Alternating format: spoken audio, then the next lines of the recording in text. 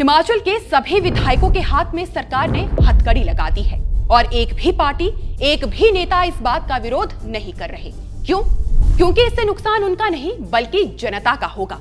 बात बहुत गंभीर है, इसलिए ध्यान से सुनिएगा। खबर आज की है। हिमाचल सरकार ने प्रदेश के सभी 68 विधायकों से साफ कह दिया है कि अब से आपको साल में सिर्फ एक ही योजना मिलेगी, यानी एक विधानसभा क्षेत्र से केवल एक ही योजना को प्राथमिकता दी जाएगी।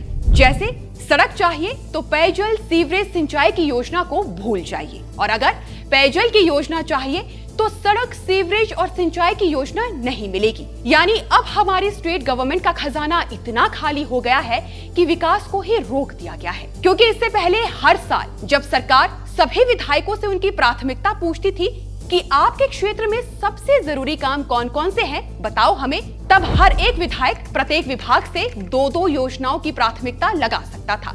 यानी कम से कम 6 से 8 बड़ी योजनाओं को प्राथमिकता पर लगाने का हक था एक विधायक के पास। मगर अब सभी विधायकों से कह दिया गया है कि एक साल में सिर्फ एक योजना। इसके अलावा विधायकों के पास पहले ये भी अधिकार था कि वे हर विभाग से 2 या 3 कामों की मरम्मत और रखरखाव का पैसा भी प्राप्त कर सकते थे।